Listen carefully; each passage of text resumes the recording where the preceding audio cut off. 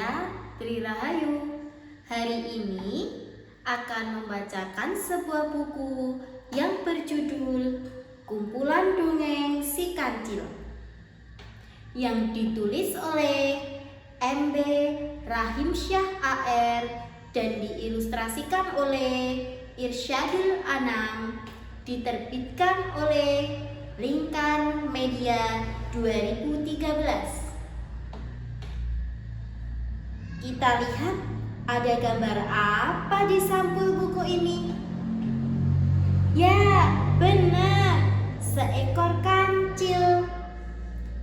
Yuk, kita mulai baca. Hakim yang cerdik. Di tepi hutan yang subur ada sapi betina, sapi jantan, dan anak mereka, seekor sapi yang baru beranjak remaja. Pemandangan tepi hutan yang indah dan rumput yang hijau subur membuat mereka gembira. Anak sapi berlarian ke sana kemari. Bu, saya mau jalan ke tepi sungai. Boleh, tapi jangan jauh-jauh ya, kata Bu Sapi. Iya, Bu. Sapi muda itu berjalan ke tepi sungai. Ia melihat berbagai hewan kecil di sekitar sungai. Hatinya merasa senang saat melihat katak berloncatan kian kemari.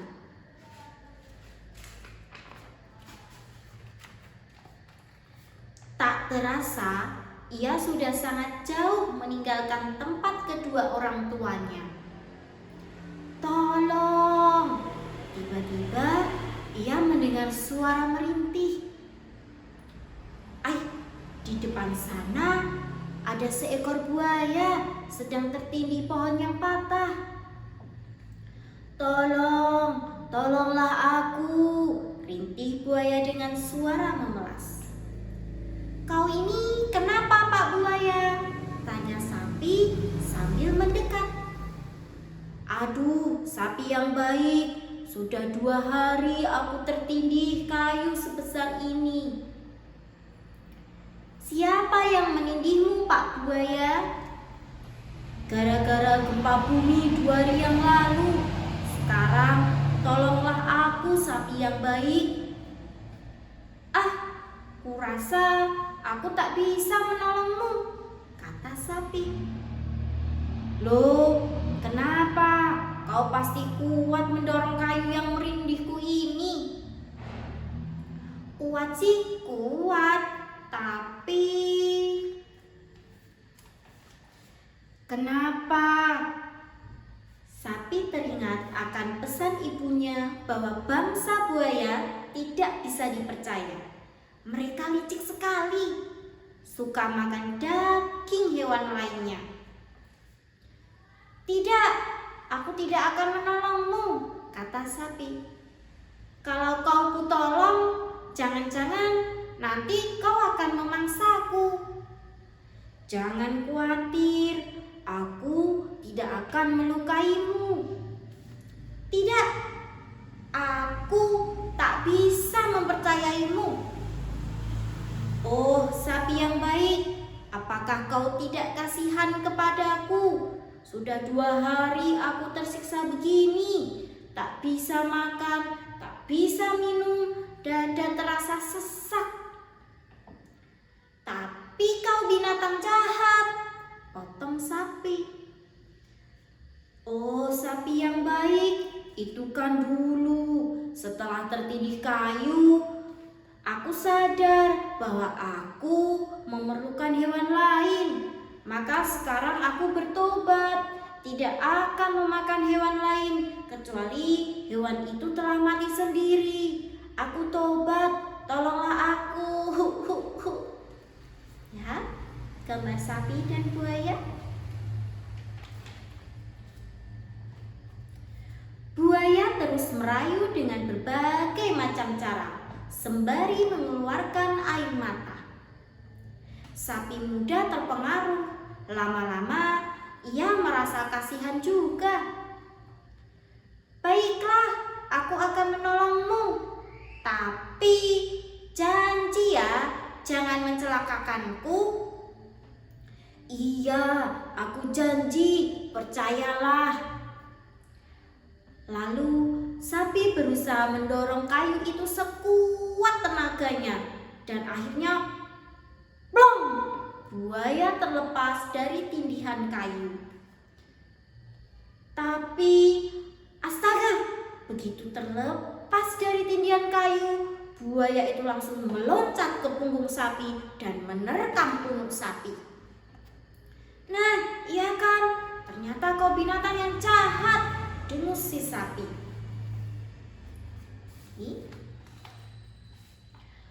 Aduh, pekik sapi kesakitan. Kenapa kau menggigit punukku? Loh, aku kan sudah minta tolong kepadamu bahwa aku tertindih kayu selama 2 hari.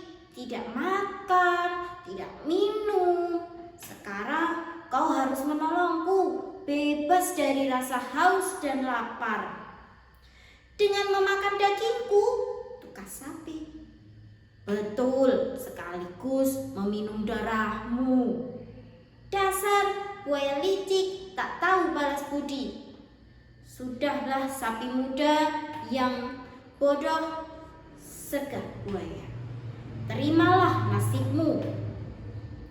Tidak, ini tidak adil, teriak sapi. Loh, ini sudah hukum rimba. Siapa yang kuat, dia yang menang. Tidak, aku tidak bisa terima. Kau bisa bertanya pada makhluk yang lain. Boleh hewan, boleh benda apa saja. Pasti mereka akan membenarkanku, sahut buaya. Ya, aku akan minta keadilan pada yang lain, kata sapi. Kebetulan saat itu ada tikar lapuk hanyut di sungai. Sapi menceritakan kejadian yang menimpanya dan meminta pendapat tikar lapuk. Apa jawabannya? Itu sudah benar, terimalah nasibmu. Aku juga mengalaminya. Ketika keadaanku masih baru, aku dipakai. Jika kotor, dibersihkan. Tapi setelah lapuk dan banyak yang bolong, aku dibuang ke sungai begitu saja. Nah, benar kan kataku, sahut buaya. Tidak, nah itu ada keranjang hanyut, protes sapi. Tapi ketika keranjang itu ditanya, jawabannya persis seperti tikar. Ketika masih baru dan utuh, aku dipakai. Kini setelah rusak, aku dibuang ke sungai begitu saja. Nah, benar kan? Sahut buaya. Tiba-tiba ada seekor bebek betina tua berenang. Sapi dan buaya meminta pendapat bebek.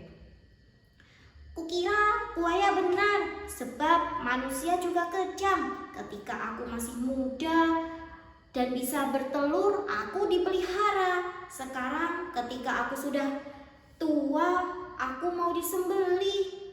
Untungnya aku bisa melarikan diri. Jadi tirulah perbuatan manusia, mereka mau enaknya sendiri. Hohohoho, mau mengadu kemana lagi kau sapi? Saat itu kebetulan kancil lewat di depan buaya dan sapi. Kali ini buaya yang meminta pendapat kancil. Ia yakin kancil juga akan membenarkan pendapatnya. Kalau aku diminta menjadi hakim, aku harus tahu awal kejadiannya, kata kancil. Apakah kalian keberatan jika mengulang awal kejadian yang kalian alami? Tidak, aku tidak keberatan, sahut buaya. Maka dilakukanlah pengulangan itu. Buaya kembali ke tempatnya semula. Sapi mengembalikan kayu besar ke punggung buaya. Benarkah kejadiannya seperti ini? Tanya kancil. Benar, jawab sapi dan buaya bersamaan. Lalu Pak Buaya memanggilku agar aku mau menolongnya, sahut sapi. Kancil mendekati sapi dan berbisik lirih. Ayo, kita tinggalkan buaya jahat ini.